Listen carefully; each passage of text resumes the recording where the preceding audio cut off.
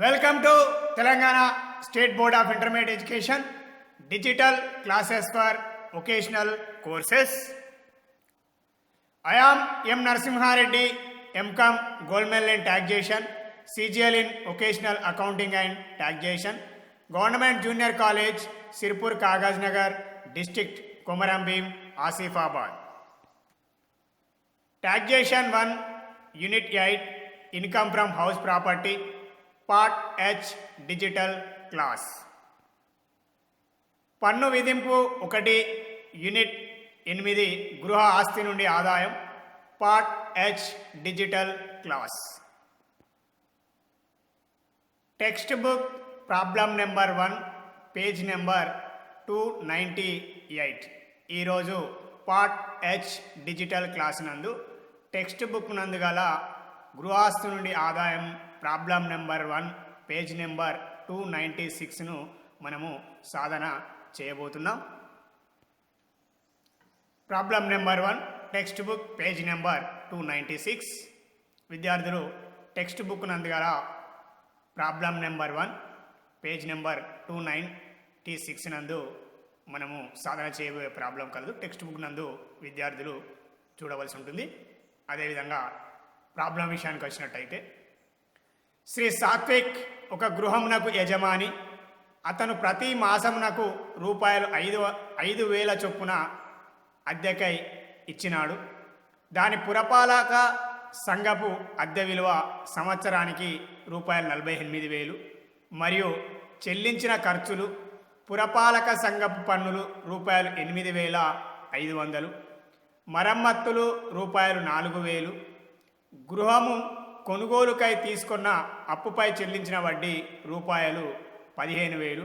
గృహ ఆస్తి నుండి ఆదాయంను లెక్కింపు. అంటే శ్రీ సాత్విక్ గారు ఒక గృహమునకు యజమాని, అదేవిధంగా అస్సెస్సి.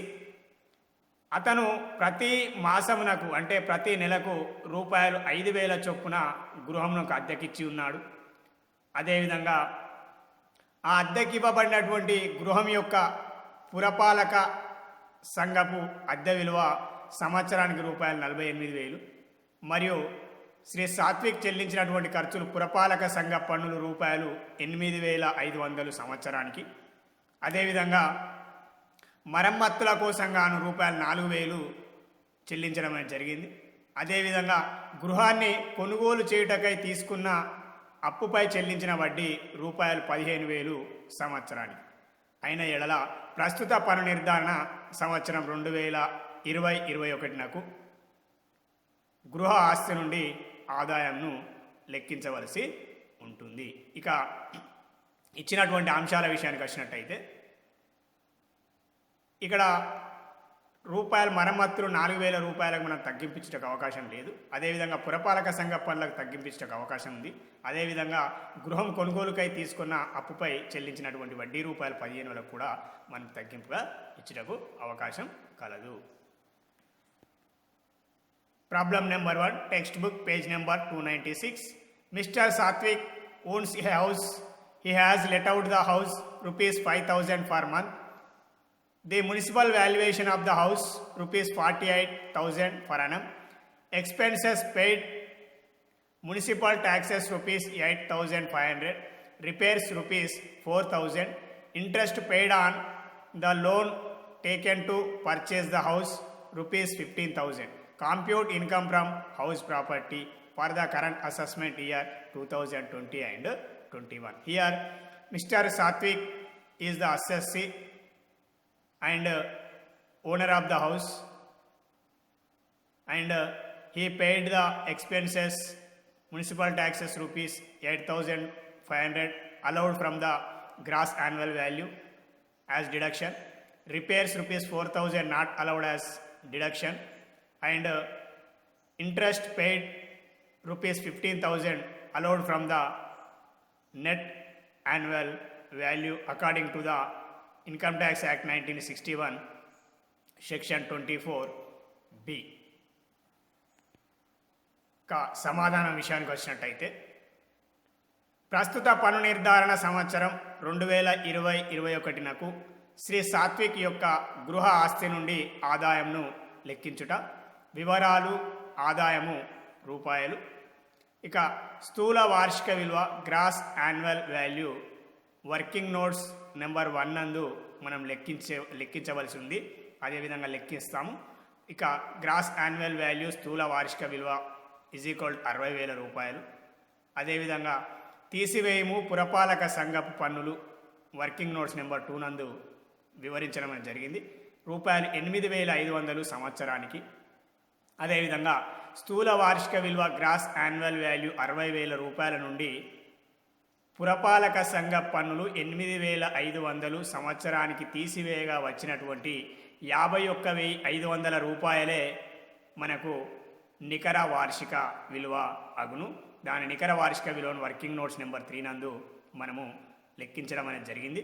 అదేవిధంగా స్థూల వార్షిక విలువ నుండి పురపాలక సంఘ పన్నులను తీసివేయగా వచ్చినటువంటి నికర వార్షిక విలువ 51,500. అంటే 60,000 నుండి 8,500 పురపాలక సంఘ పన్నులను తీసివేయగా వచ్చినటువంటి 51,500 రూపాయలే మనకు కనుగొనబడినటువంటి లెక్కించినటువంటి నికర వార్షిక విలువ అగును. అదేవిధంగా స్థూల వార్షిక విలువ నుండి పురపాలక సంఘ పన్నులను తీసివేయగా వచ్చినటువంటి నికర వార్షిక విలువ అయినటువంటి 51,500 మీద మనము ఆదాయపు పన్ను చట్టం 1961 సెక్షన్ 24A మరియు 24B ప్రకారం మనము తగ్గింపులను తీసివేయవలసి ఉంటుంది. ఇక తగ్గింపుల విషయానికి వచ్చినట్టయితే సెక్షన్ 24A ప్రకారం ప్రామాణిక తగ్గింపు ఇది నికర వార్షిక విలువ పైన 30% చొప్పున లెక్కించవలసి ఉంటుంది.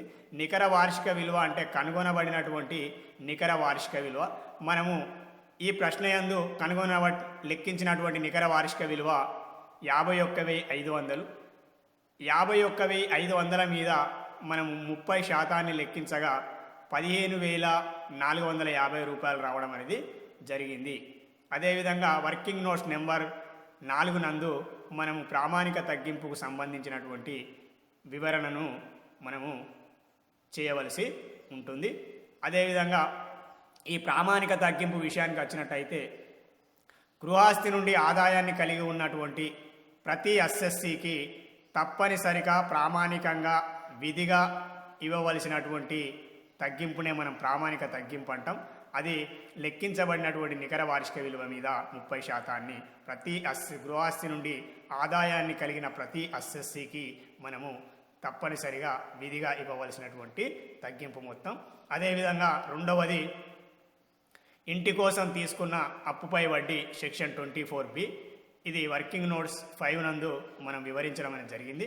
అదేవిధంగా గృహం కొనుగోలుకై మిస్టర్ సాత్విక్ అప్పుగా తీసుకున్నటువంటి మొత్తంపై చెల్లించినటువంటి వడ్డీ రూపాయలు 15,000. వాస్తవంగా చెల్లించినటువంటి వడ్డీ మొత్తంకు మనం తగ్గింపుగా ఇవ్వడం అనేది జరుగుతుంది. ఆదాయపు పన్ను చట్టం 1961 సెక్షన్ 24A మరియు 24B ప్రకారం నికర వార్షిక విలువ నుండి 2 తగ్గింపు మొత్తాలను మనం కూడగా వచ్చినటువంటి మొత్తమే 30,450 రూపాయలు. అంటే 15,450 రూపాయలు ప్రామాణిక తగ్గింపు. అదేవిధంగా ఇంటి కోసం తీసుకున్న అప్పుపై వడ్డీ సెక్షన్ 24B ప్రకారం 15,000 రూపాయలను కూడగా వచ్చినటువంటి 30,450 రూపాయలను మనము కనుగొన్నటువంటి నికర వార్షిక విలువైనటువంటి 51,500 నుండి తీసివేయగా వచ్చినటువంటి మొత్తం 21,050 రూపాయలే మనకు గృహ ఆస్తి నుండి ఆదాయంగా చెప్పడం అనేది జరుగుతుంది. అంటే శ్రీ సాత్విక్ గత సంవత్సరం నందు అంటే 2019, 2020 నందు గృహాన్ని అద్దెకి ఇవ్వడం ద్వారా ఆర్జించినటువంటి లేదా సంపాదించినటువంటి ఆదాయం 21,050 రూపాయలు ప్రస్తుత పన్ను నిర్ధారణ సంవత్సరం 2020-21 నందు మనం లెక్కించడం జరిగింది. అదేవిధంగా అతనికి పన్ను చెల్లించవలసినటువంటి బాధ్యతను కలిగి ఉంటాడు. Computation of Mister Satvik income from house property for the current assessment year 2020 and 21. Particulars: income rupees, gross annual value in short form GAV, as per working notes number 1, 60,000 rupees, less municipal taxes as per working notes number 2, 8,500 per annum. Here gross annual value less municipal taxes 8,500 is equal 51,500 is the net annual value, in short form NAV, as per working notes number 3. Here gross annual value 60,000 minus or less municipal taxes 8,500 is equal to 51,500 is the net annual value. We need to give deductions from calculated net annual value. First point is standard deduction under section 24A, and second one is the interest on loan taken for construction of house, repairs, etc. Here standard deduction under section 24A as per working notes number 4.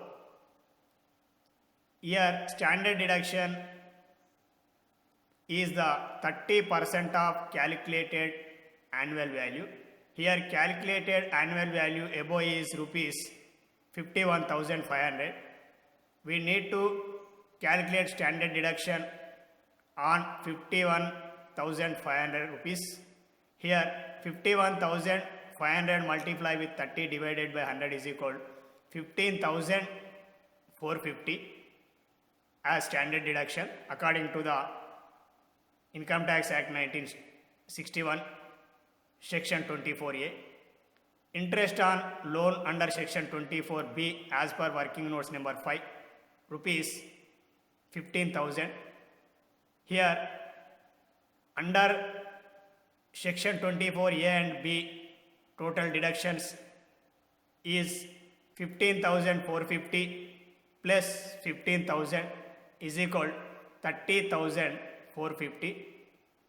We need to deduct from net annual value 51,500. So here 51,500 minus 30,450 is equal 21,050 rupees is the income from house property of Mr. Satvik for the current assessment year 2020-21. Working notes చిత్తు పని లేదా వివరణ. మనము సమాధానంలో తీసుకున్నటువంటి ప్రతి అంశం గురించి మనం వివరణ ఇవ్వవలసి ఉంటుంది. వివరణకు చాలా ప్రాముఖ్యత ఉంటుంది. అదేవిధంగా ఇక చిత్తు పని లేదా వివరణలో ఒకటిలో స్థూల వార్షిక విలువ లెక్కించుట. ఈ స్థూల వార్షిక విలువను మనం 2 పద్ధతుల ద్వారా లెక్కించడానికి అవకాశం కలదు.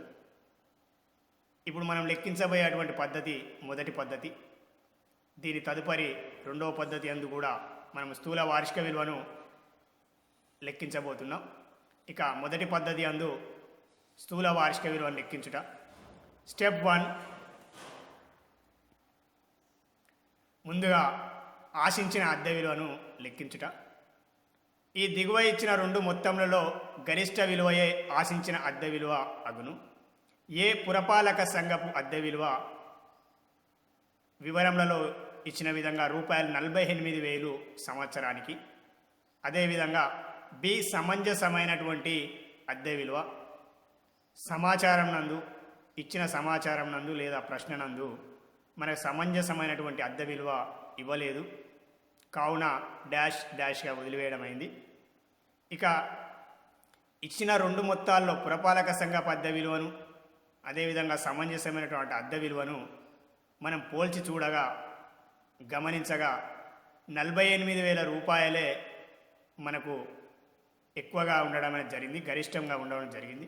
కావున గరిష్ట విలువ అయినటువంటి రూపాయలు 48,000నే మనము ఇక్కడ ఆశించిన అద్దె విలువగా తీసుకోవడం అనేది జరుగుతుంది. అంటే కనుగొనబడేటువంటి ఆశించిన అద్దె విలువ రూపాయలు 48,000 స్టెప్ 1 నందు.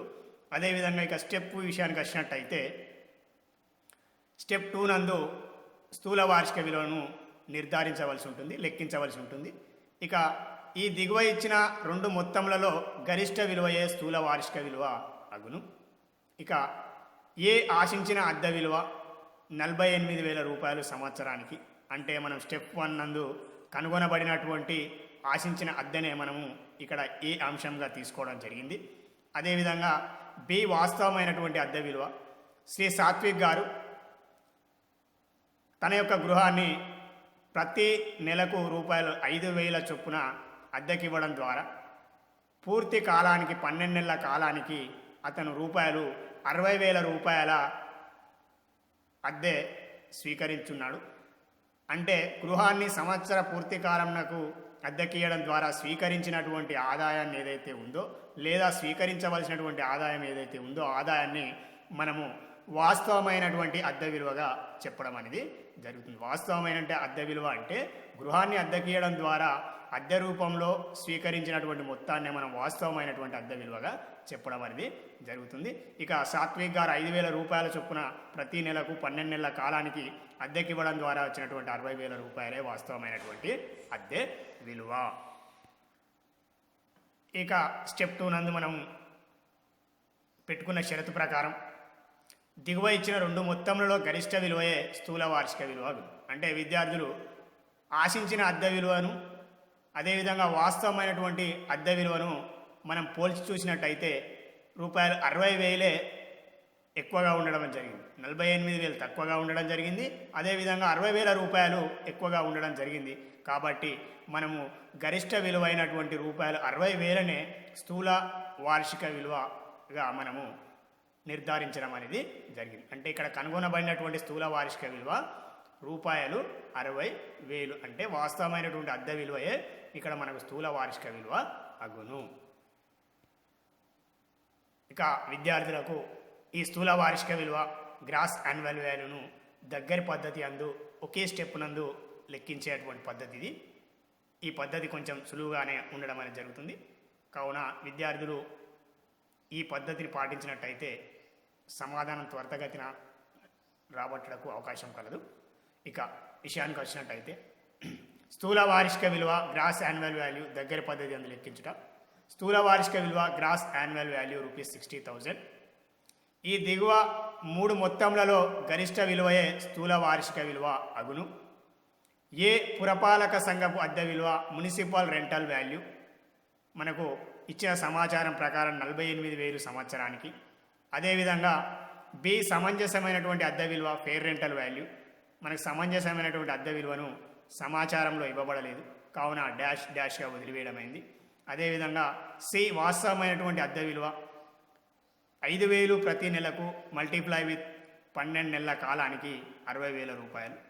ఇక మనం మీద పేర్కొనబడినటువంటి షరతు ప్రకారం ఈ దిగువ ఇచ్చిన మూడు మొత్తములలో గరిష్ట విలువయే స్థూల వార్షిక విలువ అగును. అంటే ఇక్కడ 60,000 రూపాయలు అనేది సమంజసమైన అద్దె విలువ కంటే ఎక్కువగానే ఉండడం అనేది జరిగింది.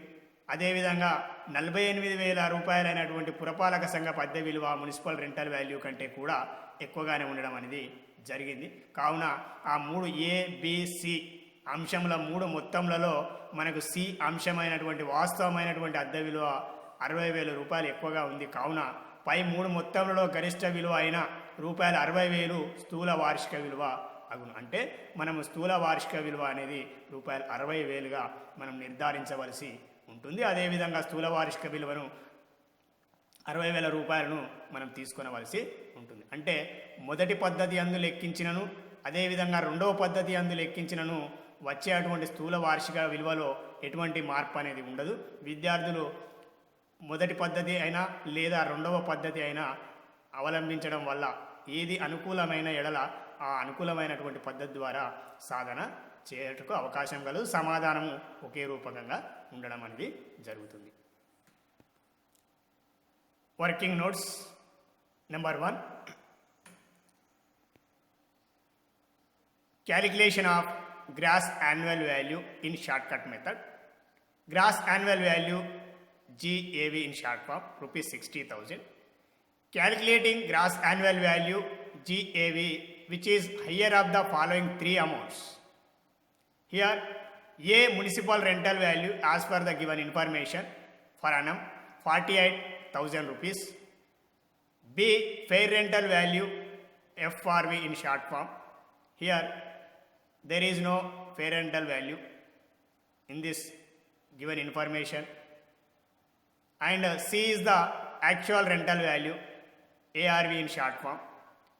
5,000 per month multiply with 12 months is equal to rupees 60,000 is the actual rental value. So observe the above A, B, C amounts. The above three amounts rupees 60,000 is higher than the other two amounts, hence it will be taken as gross annual value. Here rupees 60,000 actual rental value is higher than the fair rental value and higher than the municipal rental value rupees 48,000. That's why it will be taken as gross annual value. Here calculated gross annual value is rupees 60,000. Working notes. This is also another method or second method. Calculation of gross annual value. Step number 1. Calculating expected rental value, which is higher of the following two amounts. A. Municipal rental value rupees 48,000 per annum. B. Fair rental value. Here no information, no fair rental value, so dash dash. According to the above condition, which is higher of the following two amounts.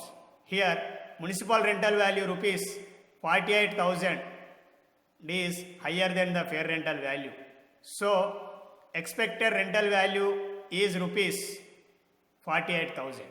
Here expected rental value as per the step number 1 is rupees 48,000. Then come to the step 2. Under step 2 we need to calculate gross annual value. Here step 2 calculating the gross annual value, which is higher of the following two amounts. A. Expected rental value 48,000 per annum as per above calculated expected rental value here, and B. Actual rental value rupees 5,000 per month multiply with 12 months as per the given information. So here 5,000 multiply with 12 months is equal to the 60,000. Here 60,000 is higher than the 48,000 rupees expected rental value. Here actual rental value rupees 60,000 is higher than the expected rental value rupees 48,000. So we need to take the rupees 60,000 as gross annual value. Here gross annual value is rupees 60,000. ఇక చిత్తు పని లేదా వివరణలో రెండవ అంశం, ఇది పురపాలక సంఘపు పన్నులకు సంబంధించినటువంటిది. వాస్తవంగా అస్సెస్సి చెల్లించిన పురపాలక సంఘ పన్నుల మొత్తమును స్థూల వార్షిక విలువ నుండి తీసివేయవలను. అనగా కేవలం అస్సెస్సి చెల్లించినటువంటి పురపాలక సంఘ పన్నులకు మాత్రమే మనం తగ్గింపిస్తాం. అస్సెస్సి తరపున ఇతరులు చెల్లించిన లేదా అద్దెకుండు వ్యక్తి చెల్లించినట్టయితే మనం తగ్గింపుగా ఇచ్చడానికి అవకాశం లేదు. ఇక్కడ శ్రీ సాత్విక్ గారు 8,500 రూపాయల సంవత్సరానికి గృహానికి పురపాలక సంఘ పన్నులు చెల్లించినాడు. కావున మనం 8,500 తగ్గింపుగా స్థూల వార్షిక విలువ నుండి తీసివేయవలసి ఉంటుంది. అదేవిధంగా స్థూల వార్షిక విలువ మైనస్ పురపాలక సంఘ పన్నులు 60,000 మైనస్ 8,500 ఈజ్ ఈక్వల్ టు 51,500. అదేవిధంగా నికర వార్షిక విలువను లెక్కించుట. Working notes number 3. నికర వార్షిక విలువ ఈజ్ ఈక్వల్ టు స్థూల వార్షిక విలువ మైనస్ పురపాలక సంఘ పన్నులు. మనం లెక్కించినటువంటి నికర వార్షిక విలువ 60,000 రూపాయల నుండి శ్రీ సాత్విక్ గారు చెల్లించినటువంటి 8,500 రూపాయలను తీసివేయగా వచ్చినటువంటి మొత్తమే 51,500నే మనం నికర వార్షిక విలువగా తీసుకొనవలసి ఉంటుంది. అదేవిధంగా 4వది ప్రామాణిక తగ్గింపు ఆదాయ పన్ను చట్టం 1961 సెక్షన్ 24A ప్రకారం నికర వార్షిక విలువ మీద 30% మనం లెక్కించవలసి ఉంటుంది. ఇక్కడ కనుగొన్నటువంటి నికర వార్షిక విలువ ఇంటూ 30/100 ఈజ్ ఈక్వల్ 51,500 నికర వార్షిక విలువ ఇంటూ 30/100 ఈజ్ ఈక్వల్ 15,450 రూపాయలు ప్రామాణిక తగ్గింపు. ఈ ప్రామాణిక తగ్గింపు అనేది ఆదాయ పన్ను చట్టం 1961 సెక్షన్ 24A ప్రకారం గృహము నుండి ఆదాయం కలిగి ఉన్నటువంటి ప్రతి అస్సెస్సీకి లేదా ప్రతి పన్ను చెల్లింపుదారునకు లేదా ప్రతి యజమానికి మనం ప్రామాణికంగా తప్పకుండా విధిగా ఇవ్వవలసినటువంటి తగ్గింపు ప్రామాణిక తగ్గింపు. అదేవిధంగా దీన్ని శాసనాత్మక తగ్గింపు అని కూడా చెప్పడం అనేది జరుగుతుంది. ఇక 5వ అంశానికి వచ్చినట్టయితే అప్పుపై వడ్డీ లెక్కించుట. అప్పు గృహం కొనుగోలుకై తీసుకొనబడినది కావున వడ్డీని తగ్గింపుగా ఇవ్వబడును. గత సంవత్సరానికి సంబంధించిన చెల్లించిన లేదా చెల్లించవలసిన వడ్డీ రూపాయలు 15,000కు తగ్గింపుగా ఇవ్వబడు. అంటే ఈ ఆదాయ పన్ను చట్టం 1961 సెక్షన్ 24B ప్రకారం గృహ నిర్మాణం కోసం కానీ గృహ మరమ్మతుల కోసం కానీ లేదా గృహంను నూతనంగా చేయట కోసం కానీ లేదా తీసుకున్నటువంటి అప్పుపై చెల్లించినటువంటి వడ్డీకి మనము తగ్గింపుగా నికర వార్షిక విలువ నుండి 24A ప్రకారం ప్రామాణిక తగ్గింపు మొత్తాన్ని, అదేవిధంగా అప్పుపై వడ్డీని 24B ప్రకారం నికర వార్షిక విలువ నుండి మనం తీసివేయగా వచ్చినటువంటి మొత్తాన్నే మనము గృహస్థు నుండి ఆదాయంగా పేర్కొనడం జరుగుతుంది. ఇందులో ఇచ్చినటువంటి ప్రశ్న లేదా సమాచారంలో మరమ్మతుల ఖర్చులు రూపాయలు 4,000 అని ఇవ్వడం జరిగింది. అదేవిధంగా ఒకటి పురపాలక సంఘ పన్నులకు స్థూల వార్షిక విలువ నుండి, అదేవిధంగా ప్రామాణిక తగ్గింపు మరియు అప్పుపై వడ్డీని నికర వార్షిక విలువ నుండి, ఈ 3 తగ్గింపులు మినహా గృహస్థు నుండి ఆదాయాన్ని లెక్కించేటువంటి సందర్భంలో మిగతా ఏ ఖర్చులకు కూడా మనం తగ్గింపుగా ఇచ్చడానికి అవకాశము లేదు. కేవలం పురపాలక సంఘ పన్నులకు అదేవిధంగా ప్రామాణిక తగ్గింపు అప్పుపై వడ్డీకి మాత్రమే మనం తగ్గింపు ఇస్తాం. విద్యార్థులు గమనించవలసి ఉంటుంది. అదేవిధంగా అద్దె వసూలు ఖర్చులే కానీ లేదా అగ్ని బీమానే కానీ లేదా మరమ్మతులే కానీ లేదా కమిషన్ లేదా బ్రోకరేజ్ దళారీ ఖర్చులు అలా ఏ ఖర్చులైనా చెల్లించిన ఏడల మనం అట్టి ఖర్చులకు తగ్గింపుగా ఇచ్చుటకు అవకాశము లేదు. Working notes number 2 municipal taxes. Actual amount paid by the assessee is to be deducted from gross annual value. Here gross annual value minus municipal taxes. Here calculated gross annual value is 60,000 and municipal taxes rupees 8,500 is allowed as deduction from the gross annual value. Here 60,000 minus 8,500 is equal to 51,500 is the net annual value. Calculating net annual value here. Net annual value is equal to gross annual value minus municipal taxes. Here net annual value is equal to calculated gross annual value is rupees 60,000 minus actual amount paid by the assessee as municipal taxes rupees 8,500 is equal to 51,500 is the calculated net annual value is 51,500. And working notes number 4, standard deduction under section 24A 30% of NAV. Here calculated net annual value is rupees 51,500 multiply with 30 divided by 100 is equal to 15,450. Standard deduction 15,450. And fifth one is the interest on loan under section 24B. The loan is taken for purchasing the house, so it is allowed as deduction. Actual interest for the previous year paid plus payable will be allowed as deduction. Here Mr. Satvik paid rupees 15,000 interest, that's why allowed deduction from the net annual value. Standard deduction and standard deduction 15,450 and interest on loan rupees 15,000. Total is allowed deduction from the calculated net annual value. So Thank you.